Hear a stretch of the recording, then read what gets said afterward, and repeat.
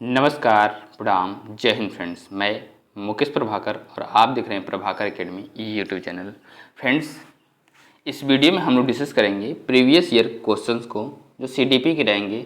अगर सीटेट का एग्जामिनेशन आप देने जा रहे हैं 15 दिसंबर को, फ्रेंड्स ये वीडियो आपके लिए बहुत ही हेल्पफुल होने वाली है, जिससे कि आप उस सीटेट में 120 नंबर प्लस गेन कर पाएंगे। फ्रेंड्स, तो वीडियो को स्किप न करते हुए पूरा देखिएगा और चैनल पे पहली बार विजिट करें, चैनल को सब्सक्राइब करते हुए बेल आइकन को प्रेस कर लीजिएगा। अगर सीटेट का अगर आप एग्जामिनेशन दिसंबर वाला पास कर लेते हैं तो आपको बीपीएससी टीआरई 4 उसके साथ साथ केवीएस भी वैकेंसी आने वाली है, उसमें आपको मौका मिलेगा। फ्रेंड्स, पूरा अच्छे से वीडियो को देखिएगा और चैनल पे पहली बार विजिट करें, चैनल को सब्सक्राइब करते हुए बेल आइकन को प्रेस कर लीजिएगा। फ्रेंड्स, इसके पहले भी मैंने वीडियो प्रोवाइड कराया है फ्रेंड्स। अगर उसको आपने नहीं देखा है तो प्रभाकर एकेडमी यूट्यूब चैनल पे प्लेलिस्ट बना दी गई है, जिससे आप देख सकते हैं सारे वीडियोस को प्रीवियस ईयर क्वेश्चंस के 2011 से लेकर के 2024 तक के जितने भी एग्जामिनेशन हुए सारे क्वेश्चन पेपर का सॉल्यूशन करा जाएगा। फ्रेंड्स, आइए ध्यान से वीडियो की शुरुआत करते हैं, ध्यान से देखिएगा। निम्न में से किसका मानना है कि मानवीय गतिविधियां सांस्कृतिक परिप्रेक्ष्य में विकसित होती हैं और उन परिप्रेक्ष्यों से हट करके उन्हें समझा नहीं जा सकता है? Option A Jerome Bruner, option B David Ausubel, option C Jean पियाजे और ऑप्शन डी लेओ वाइगोस्की।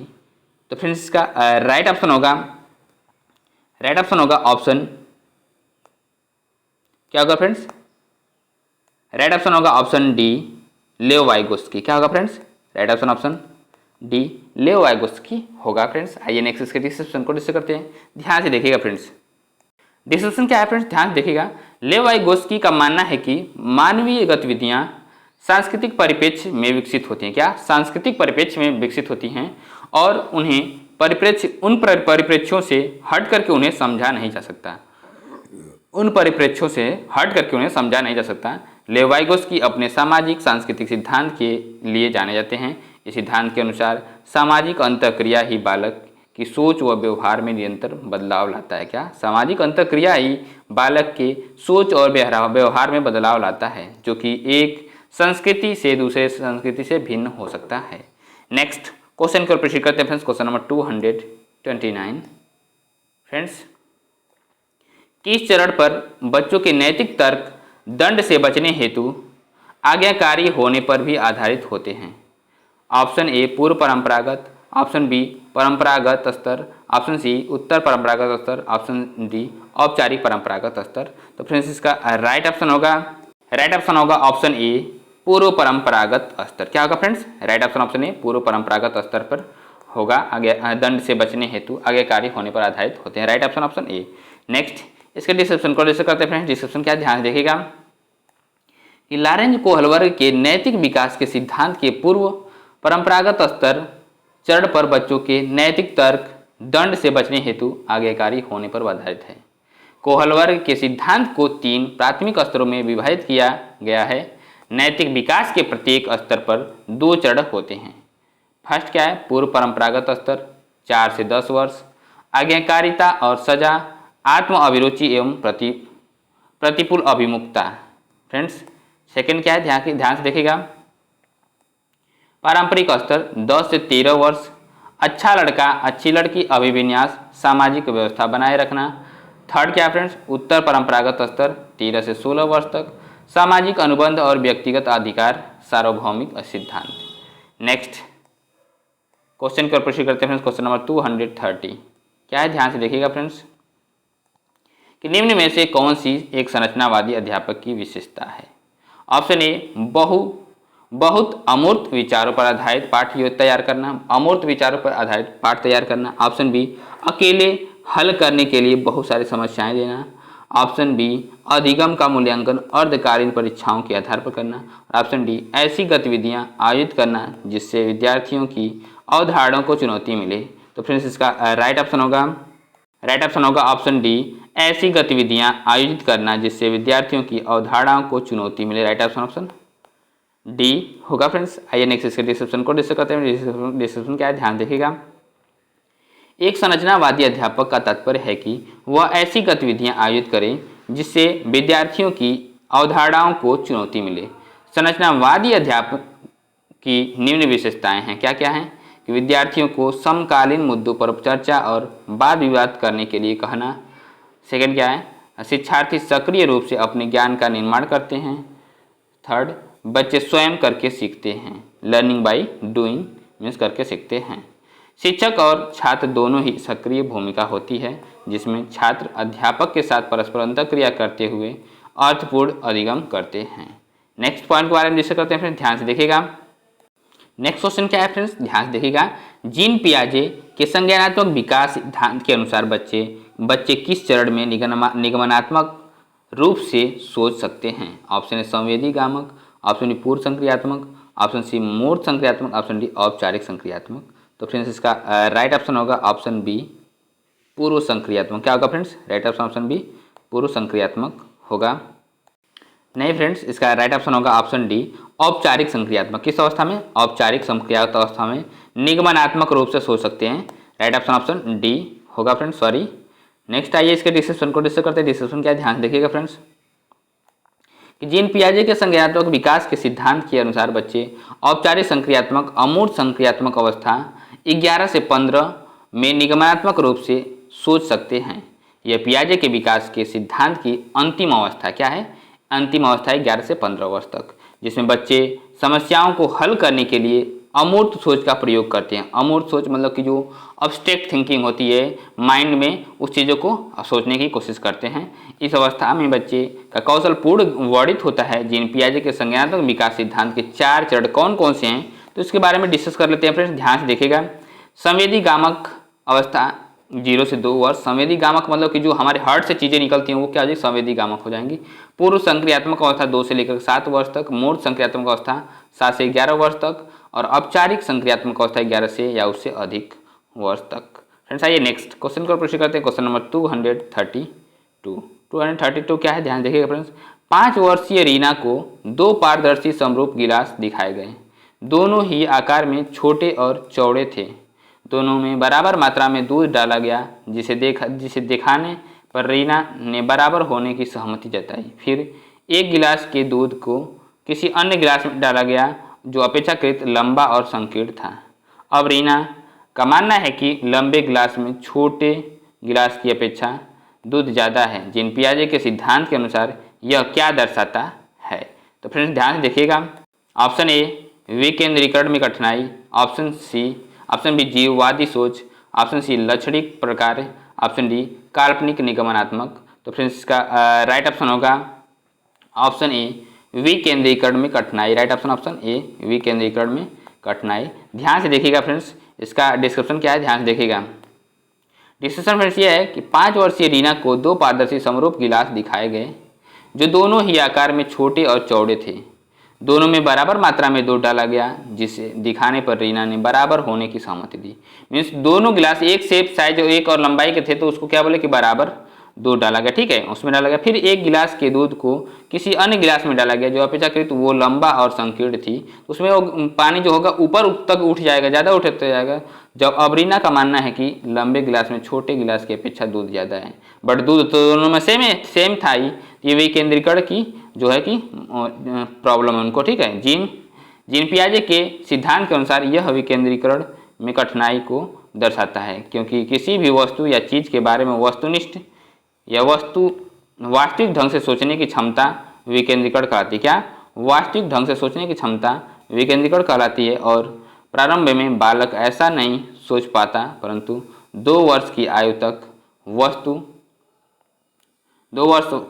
तक वह वस्तु के बारे में वास्तविक ढंग से सोचना प्रारंभ कर देता है। जबकि जीन पियाजे की पूर्व संक्रियात्मक अवस्था 2 से 7 वर्ष में बच्चा जीववादी दृष्टिकोण प्रदर्शित करता है, जो इस विश्वास को दर्शाता है कि निर्जीव वस्तुएं जीवित प्राणी हैं। मानता है कि भौतिक वस्तुएं जैसे कि गुड़िया, कार, खिलौना में सजीव गुण होते हैं। क्या होते हैं, सजीव गुण होते हैं। नेक्स्ट क्वेश्चन का प्रश्न करते हैं फ्रेंड्स। क्वेश्चन 233 अनु का तर्क है केवल समाज ही तय कर सकता है कि क्या सही है, व्यक्तिगत रूप नहीं। लॉरेंज कोहलवर्ग के नैतिक विकास सिद्धांत के अनुसार यह उदाहरण किस चरण को दर्शाता है। ऑप्शन ए आज्ञा पालन एवं दंड विन्यास अभिविन्यास को, ऑप्शन बी अच्छा लड़का अच्छी लड़की अभिविन्यास को। ऑप्शन सी अधिकारिता एवं सामाजिक क्रम व्यवस्था अभिविन्यास को। ऑप्शन डी सार्वभौमिक नैतिक सिद्धांत अभिविन्यास को। तो फ्रेंड्स इसका राइट ऑप्शन होगा ऑप्शन सी अधिकारिता एवं सामाजिक क्रम व्यवस्था अभिविन्यास। राइट ऑप्शन सी होगा फ्रेंड्स। आइए नेक्स्ट इसके डिस्क्रिप्शन को डिस्कस करते हैं। डिस्क्रिप्शन क्या ध्यान देखिएगा फ्रेंड्स कि नैतिक विकास का सिद्धांत लॉरेंज कोहलबर्ग द्वारा 1958 में प्रस्तावित किया गया था। इस सिद्धांत को 3 विभिन्न स्तरों और 6 चरणों में वर्गीकृत किया गया है। यह चरण निम्नलिखित हैं। फर्स्ट, पूर्व परंपरागत नैतिकता। चरण फर्स्ट, आज्ञा पालन एवं दंड अभिविन्यास। चरण सेकंड, अनुभवहीन सुखवादी और सहायक अभिविन्यास। सेकंड क्या, पारंपरिक नैतिकता। चरण 3, अच्छा लड़का अच्छी लड़की अभिविन्यास। उसके बाद फिर क्या है, चरण 4, कानून और व्यवस्था अभिविन्यास। थर्ड क्या है फ्रेंड्स, उत्तर परंपरागत नैतिकता में। चरण 5, अधिकारिता एवं सामाजिक क्रम व्यवस्था अभिविन्यास। चरण 6, सार्वभौमिक नैतिक सिद्धांत अभिविन्यास। अतः अनु का यह तर्क केवल समाज ही तय कर सकता है कि क्या सही है, व्यक्तिगत रूप नहीं। लॉरेंज कोहलबर्ग के नैतिक विकास सिद्धांत के अनुसार यह उदाहरण तीसरे स्तर पर उत्तर परंपरागत नैतिकता के चरण 5 अधिकारिता एवं सामाजिक क्रम व्यवस्था में अभिविन्यास को दर्शाता है। नेक्स्ट क्वेश्चन को प्रस्तुत करते हैं, ध्यान से देखिएगा। क्वेश्चन नंबर 234, लेव वाइगोत्स्की के विचारों के अनुसार निम्न में से विद्यार्थियों के अधिगम को पाठ प्रदान करने का कौन सा तरीका सही है। ऑप्शन ए, उद्दीपन के द्वारा प्रतिक्रिया को अनुकूलित करना। ऑप्शन बी, सही जवाबों के लिए पुरस्कार देना। ऑप्शन सी, जरूरत पड़ने पर संकेत और इशारे देना। ऑप्शन डी, बिना चर्चा के सही जवाब बता देना। तो फ्रेंड्स बिना चर्चा के सीधा जवाब बता देना। तो फ्रेंड्स का राइट ऑप्शन होगा ऑप्शन सी, जरूरतें पड़ने पर संकेत और इशारे देना। राइट ऑप्शन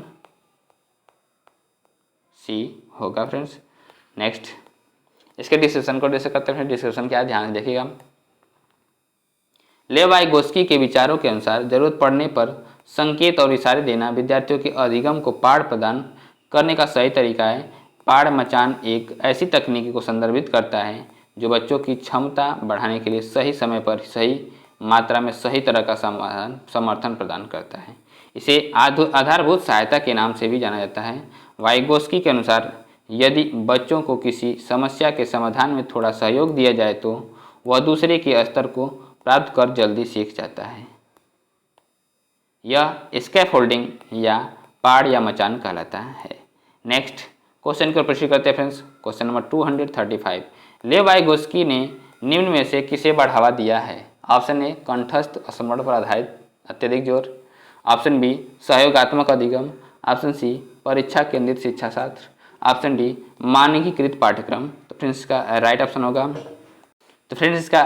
होगा ऑप्शन बी, सहयोगात्मक अधिगम। क्या होगा फ्रेंड्स, राइट ऑप्शन बी, सहयोगात्मक अधिगम होगा फ्रेंड्स। आइए नेक्स्ट इसके डिस्कशन को डिस्कस करते हैं, ध्यान से देखिएगा। डिस्कशन क्या है फ्रेंड्स, लेव वाइगोत्स्की ने सहयोगात्मक अधिगम को बढ़ावा दिया। वाइगोत्स्की ने इसे सहयोगी संवाद के रूप में कहा क्योंकि शिक्षार्थी ज्ञान की तलाश करता है। अधिक जानकार अन्य एमक्यू द्वारा प्रदान की गई जानकारी को आत्मसात करता है, फिर उस जानकारी का उपयोग अपने अनेक कार्यों को निर्देशन करने के लिए करता है। वाइगोत्स्की ने सामाजिक सांस्कृतिक सिद्धांत का भी प्रतिपादन किया था। इनके अनुसार पारस्परिक अधिगम सहयोगात्मक अधिगम को बढ़ावा देने का कार्य करता है। क्या करता है, बढ़ावा देने का कार्य करता है। नेक्स्ट क्वेश्चन को प्रश्न करते हैं क्वेश्चन नंबर 236, जीन पियाजे के संज्ञानात्मक विकास के सिद्धांत के अनुसार अधिकतर बच्चे किस स्तर पर सामाजिक मुद्दे और न्याय के प्रति समझ स्थापित कर लेते हैं। तो ऑप्शन ए, संवेदीगामक। ऑप्शन बी, पूर्व संक्रियात्मक। ऑप्शन सी, मूर्त संक्रियात्मक। ऑप्शन डी, औपचारिक संक्रियात्मक। तो फ्रेंड्स इसका राइट ऑप्शन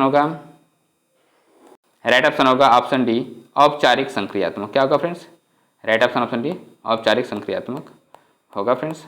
आइए नेक्स्ट इसके डिस्क्रिप्शन को डिस्कस करते हैं, ध्यान से देखिएगा। जीन पियाजे के संज्ञानात्मक विकास के सिद्धांत के अनुसार अधिकतर बच्चे औपचारिक संक्रियात्मक स्तर पर सामाजिक मुद्दों और न्याय के प्रति समझ स्थापित कर लेते हैं। औपचारिक संक्रियात्मक अवस्था को मूर्त संक्रियात्मक अवस्था भी कहते हैं, जो 11 से लेकर 15 वर्ष की आयु तक बच्चों में रहती है। इस अवस्था में बालक में तार्किक चिंतन की क्षमता, समस्या समाधान की क्षमता तथा वास्तविक अवास्तविक में अंतर समझने की क्षमता का विकास हो जाता है। वे इस अवस्था में अमूर्त या दिखाई न देने वाले तथ्यों को जोड़ करके ज्ञान को व्यवस्थित करना सीख जाते हैं। नेक्स्ट क्वेश्चन का प्रश्न करते हैं क्वेश्चन नंबर 237 क्या है? एक विद्यार्थी निरीक्षण करता है कि छड़ ए छड़ बी से लंबी है तथा छड़ बी छड़ सी से लंबी है। इस निरीक्षण के आधार पर विद्यार्थी यह निष्कर्ष निकालता है कि छड़ ए छड़ सी से लंबी है, परंतु जब यही समस्या उससे मौखिक रूप से पूछी जाती है तो वह सही निष्कर्ष नहीं निकाल पाता है। पियाजे के सिद्धांत के अनुसार विद्यार्थी संज्ञानात्मक विकास की किस अवस्था में है? किस अवस्था में है फ्रेंड्स? ऑप्शन ए क्या है? मूर्त संज्ञानात्मक अवस्था में। ऑप्शन बी औपचारिक संज्ञानात्मक अवस्था में। ऑप्शन सी संवेदी कामक अवस्था में। ऑप्शन डी पूर्व संज्ञानात्मक अवस्था में। तो फ्रेंड्स इसका राइट ऑप्शन होगा ऑप्शन ए मूर्त संक्रियात्मक अवस्था। क्या होगा फ्रेंड्स? राइट ऑप्शन ए मूर्त संक्रियात्मक अवस्था होगा फ्रेंड्स। आइए नेक्स्ट इसके डिस्क्रिप्शन को डिस्कस करते हैं। डिस्क्रिप्शन क्या ध्यान देखिएगा फ्रेंड्स कि यदि छड़ों को विद्यार्थी के समझ प्रस्तुत करके लंबाई चौड़ाई के बारे में निरीक्षण करने को कहा जाए और यदि छात्र उसका उत्तर देने में सक्षम है परंतु मौखिक रूप से इसी अवस्था का समस्या उत्तर देने में अक्षम है, वह छात्र मूर्त संक्रियात्मक अवस्था में है। क्योंकि मूर्त संक्रियात्मक अवस्था में छात्रों में लंबाई, भार, आयतन आदि संक्रियाओं का ज्ञान उत्पन्न होता है। यह अवस्था 7 से 11 वर्ष की आयु तक के बच्चे में रहती है। इस अवस्था में बच्चे में संरक्षण की प्रवृत्ति और केंद्रीकरण का गुण उत्पन्न होता है, अर्थात वे एक ही समय में एक से अधिक वस्तुओं पर ध्यान केंद्रित करने लगते हैं। नेक्स्ट क्वेश्चन का प्रश्न करते हैं फ्रेंड्स, ध्यान से देखिएगा। नेक्स्ट क्वेश्चन क्या है फ्रेंड्स? 238 निम्न में से किसे लॉरेंज कोहलबर्ग द्वारा वर्णित किया गया है? ऑप्शन ए सामाजिक अनुबंध अभिविन्यास। ऑप्शन बी निकटवर्ती विकास का क्षेत्र। ऑप्शन सी आंतरिक वाक। ऑप्शन डी आत्म केंद्रित वाक। तो फ्रेंड्स इसका राइट ऑप्शन होगा ऑप्शन ए सामाजिक अनुबंधन अभिविन्यास। राइट ऑप्शन ए सामाजिक अनुबंधन अभिविन्यास होगा फ्रेंड्स। आइए नेक्स्ट इसके डिस्क्रिप्शन को डिस्कस करते हैं। डिस्क्रिप्शन क्या ध्यान देखिएगा फ्रेंड्स कि सामाजिक अनुबंधन अभिविन्यास कोहलबर्ग द्वारा दिए गए नैतिक विकास के तीसरे स्तर तथा 5वें चरण में वर्णित अवस्था है। इसे सामाजिक समझौते की अवस्था भी कहा जाता है। इस अवस्था में छात्र समाज के नीति नियमों को अपनाने लगते हैं, समाज के प्रति अपने व्यक्तित्व एवं व्यवहार में उचित परिवर्तन करने लगता है तथा पूर्ण रूप से सामाजिक कार्यों के प्रति उत्तरदायित्वों को अपने अंदर समाहित करने लगता है। फ्रेंड्स आइए नेक्स्ट क्वेश्चन का प्रश्न करते हैं। क्वेश्चन नंबर 239 क्या है? ध्यान से देखिएगा फ्रेंड्स कि राजेश तीसरी कक्षा का विद्यार्थी है।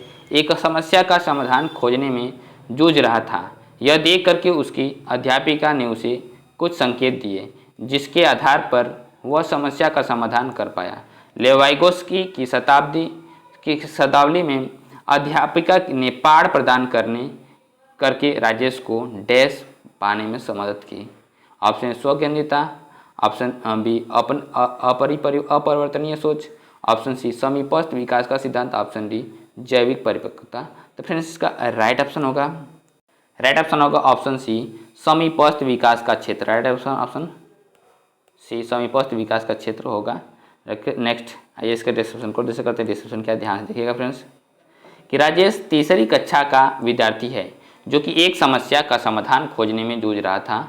यह देखकर के उसकी अध्यापिका ने उसे कुछ संकेत दिए जिसके आधार पर वह समस्या का समाधान कर पाया। वाइगोस्की की शब्दावली में अध्यापिका ने पाठ प्रदान करके राजेश को समीपस्थ विकास का क्षेत्र पाने में मदद की है।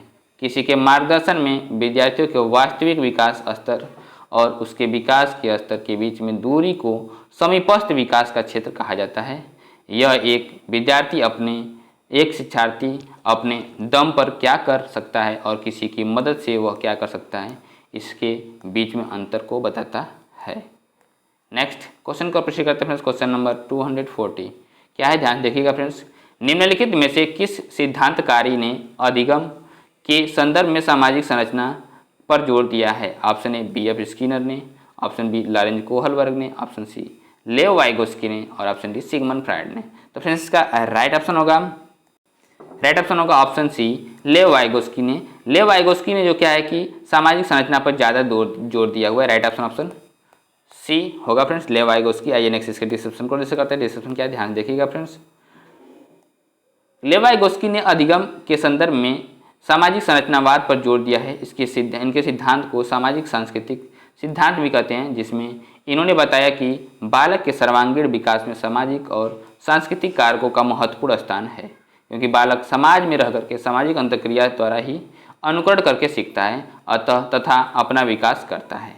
नेक्स्ट क्वेश्चन को प्रश्न करते हैं फ्रेंड्स। क्वेश्चन नंबर 241 क्या है ध्यान से देखिएगा फ्रेंड्स कि जीन पियाजे के संज्ञानात्मक विकास सिद्धांत के अनुसार वर्ग समावेशन की अवधारणा बच्चों द्वारा किस चरण के दौरान प्राप्त की जाती है। तो ऑप्शन ए मूर्त संक्रियात्मक, ऑप्शन बी संवेदीगामक, ऑप्शन सी पूर्व संक्रियात्मक, ऑप्शन डी औपचारिक संक्रियात्मक। तो फ्रेंड्स इसका राइट ऑप्शन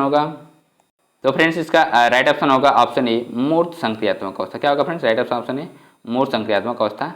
ओके फ्रेंड्स, आइए नेक्स्ट इसके डिस्क्रिप्शन को डिस्कस करते हैं। ध्यान देखिएगा डिस्क्रिप्शन क्या है फ्रेंड्स कि जीन पियाजे के संज्ञानात्मक विकास के अनुसार 7 से 11 वर्ष की आयु को मूर्त संक्रियात्मक चरण कहते हैं। इस चरण में बच्चे वस्तुओं को समूह और उप समूहों में वर्गीकृत करने लगते हैं तथा संख्या, क्षेत्रफल और आयतन के संरक्षण की क्षमता विकसित कर लेते हैं, अर्थात उनमें भार, नाप तौल की जानकारी व समझ आ जाती है। इस चरण में बच्चों में वर्ग समावेशन की अवधारणा भी आ जाती है तथा वे एक साथ एक ही समय पर विभिन्न बिंदुओं पर ध्यान केंद्रित करने में सक्षम भी इसी चरण में होते हैं। नेक्स्ट क्वेश्चन को प्रश्न करते हैं फ्रेंड्स। क्वेश्चन नंबर 242 जीन पियाजे के संज्ञानात्मक विकास के सिद्धांत के अनुसार किस चरण पर अधिकतर बच्चे परिकल्पनात्मक रूप से सोचने में लगते हैं। ऑप्शन ए संवेदीगामक, ऑप्शन बी पूर्व संक्रियात्मक, ऑप्शन सी मूर्त संक्रियात्मक, ऑप्शन डी औपचारिक संक्रियात्मक। तो फ्रेंड्स इसका राइट ऑप्शन होगा ऑप्शन डी औपचारिक संक्रियात्मक। क्या होगा फ्रेंड्स, राइट ऑप्शन डी औपचारिक संक्रियात्मक होगा फ्रेंड्स। आइए नेक्स्ट इसके डिस्क्रिप्शन को डिस्कस करते हैं। डिस्क्रिप्शन क्या ध्यान देखिएगा फ्रेंड्स कि जीन पियाजे के संज्ञानात्मक विकास सिद्धांत के अनुसार औपचारिक संक्रियात्मक चरण पर बच्चे परिकल्पनात्मक रूप से सोचने लगते हैं। यह अवस्था 11 से 15 वर्ष की आयु तक के बच्चों में होती है। नेक्स्ट इसे अमूर्त संक्रियात्मक अवस्था भी कहते हैं। इस चरण में बच्चे की मानसिक क्षमताओं को अधिकतम स्तर तक विकसित किया जाता है और जिससे वे काल्पनिक व निगमनात्मक तर्क करने में सक्षम हो जाते हैं। इस अवस्था में बच्चों को अमूर्त सोच विकसित हो जाती है। क्या होती है, अमूर्त सोच जो होती है विकसित हो जाती है तथा वे गणितीय समस्याओं की संरचना को समझने में भी सक्षम हो जाते हैं। नेक्स्ट क्वेश्चन को करते हैं क्वेश्चन नंबर 243 लेव वाइगोस्की के विचारों के अनुसार विद्यार्थियों के समीपस्थ विकास का क्षेत्र पाने में मदद करने के लिए एक अध्यापिका को क्या कर देना चाहिए। तो ऑप्शन ए दंड, ऑप्शन बी पुरस्कार, ऑप्शन सी पाठ और ऑप्शन डी नकारात्मक प्रतिपुष्टि। तो फ्रेंड्स इसका राइट ऑप्शन होगा ऑप्शन सी पाठ होगा। क्या होगा फ्रेंड्स, पाठ होगा। राइट ऑप्शन सी पाठ होगा। नेक्स्ट इसके डिस्क्रिप्शन को डिस्कस करते हैं। डिस्क्रिप्शन क्या ध्यान देखिएगा फ्रेंड्स कि लेव वाइगोस्की के विचारों के अनुसार विद्यार्थियों के समीपस्थ विकास का क्षेत्र पाने में मदद करने के लिए एक अध्यापिका को पाठ स्कैफोल्डिंग देना चाहिए। स्कैफोल्डिंग बालक को सीखने में एक ऐसी सीढ़ी की भांति कार्य करता है जो उसे शिखर तक ले जाता है। क्या करता है, शिखर तक ले जाता है और उस शिखर पर पहुंचकर के बालक अपना अधिगम के अंतर्गत आने वाली समस्त समस्याओं का समाधान करता है। यह पाठ छात्र के अनुभव, कौशल एवं ज्ञान का उत्तम विकास करने के लिए अत्यंत आवश्यक है। इसके अंतर्गत छात्र क्रमबद्ध रूप से अपना संज्ञानात्मक विकास करता है। नेक्स्ट क्वेश्चन को प्रश्न करते हैं क्वेश्चन 244 क्या है ध्यान से देखिएगा फ्रेंड्स कि लेव वाइगोस्की ने डैश विकास के वृद्धि में डैश के इस्तेमाल पर बल दिया है। तो ऑप्शन शारीरिक पारस्परिक, ऑप्शन बी नैतिक पुरस्कारों, ऑप्शन सी सामाजिक स्मृति सहायक विधियों और ऑप्शन डी संज्ञानात्मक सांस्कृतिक उपकरणों। तो फ्रेंड्स इसका राइट ऑप्शन होगा ऑप्शन डी संज्ञानात्मक सांस्कृतिक उपकरणों। राइट ऑप्शन डी होगा। ओके फ्रेंड्स, आइए नेक्स्ट इसके डिस्क्रिप्शन को डिस्कस करते हैं। डिस्क्रिप्शन क्या ध्यान देखिएगा फ्रेंड्स लेव वाइगोस्की ने अपने संज्ञानात्मक विकास में वृद्धि हेतु सांस्कृतिक उपकरणों के इस्तेमाल पर बल दिया जाता है।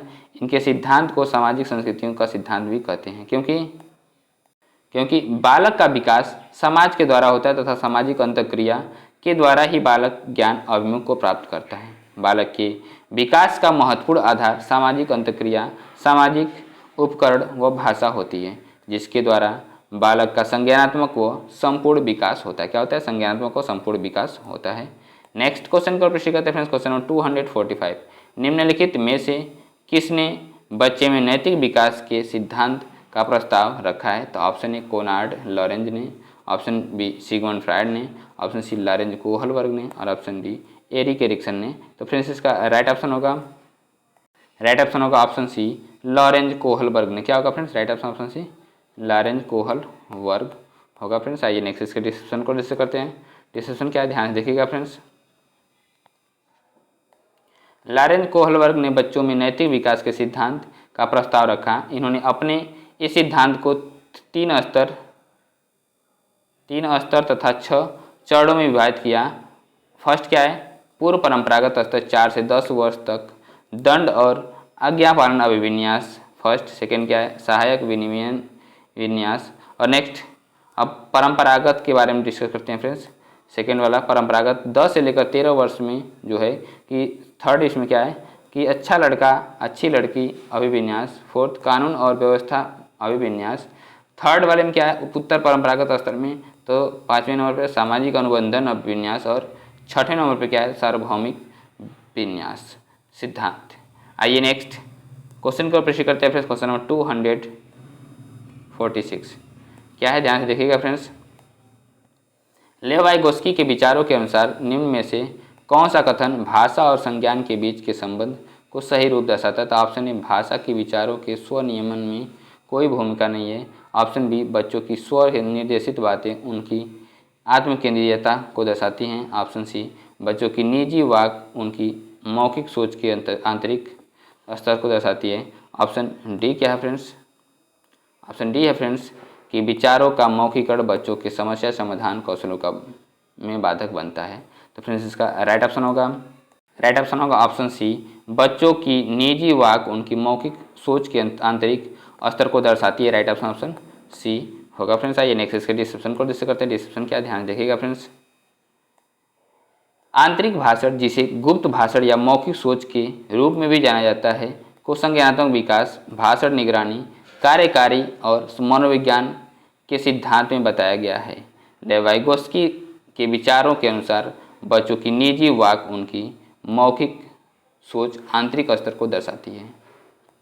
यह कथन भाषा और संज्ञान के बीच में संबंध को सही रूप से दर्शाता है। भाषा एक प्रतीकात्मक उपकरण है जिसका उपयोग हम अपने विचारों को संप्रेषित करने के साथ साथ अपने संज्ञानात्मक प्रक्रियाओं का प्रतिनिधित्व करने के लिए करते हैं। नेक्स्ट क्वेश्चन को प्रश्न करते हैं फ्रेंड्स। क्वेश्चन नंबर 247 जीन पियाजे के संज्ञानात्मक विकास के सिद्धांत के अनुसार किस अवस्था में अधिकांश बच्चे अमूर्त समस्याओं को तार्किक ढंग से हल करने में सक्षम हो जाते हैं? ऑप्शन ए संवेदी गामक अवस्था, ऑप्शन बी पूर्व संक्रियात्मक अवस्था, ऑप्शन सी मूर्त संक्रियात्मक अवस्था, ऑप्शन डी औपचारिक संक्रियात्मक अवस्था। तो फ्रेंड्स इसका राइट ऑप्शन होगा ऑप्शन डी औपचारिक संक्रियात्मक अवस्था। क्या होगा फ्रेंड्स? राइट ऑप्शन डी औपचारिक संक्रियात्मक अवस्था तार्किक ढंग से हल करने में सक्षम हो जाते हैं। राइट ऑप्शन डी होगा फ्रेंड्स। आइए नेक्स्ट इसके डिस्क्रिप्शन को डिस्कस करते हैं। ध्यान देखिएगा। डिस्क्रिप्शन क्या है फ्रेंड्स? जीन पियाजे के संज्ञानात्मक विकास के सिद्धांत के अनुसार औपचारिक संक्रियात्मक अवस्था 11 से 15 साल में अधिकांश बच्चे मूर्त समस्याओं को तार्किक ढंग से हल करने में सक्षम हो जाते हैं। इस अवस्था की कुछ प्रमुख विशेषताएं निम्नलिखित हैं। तार्किक तरीके से अमूर्त समस्याओं को हल करने में सक्षम।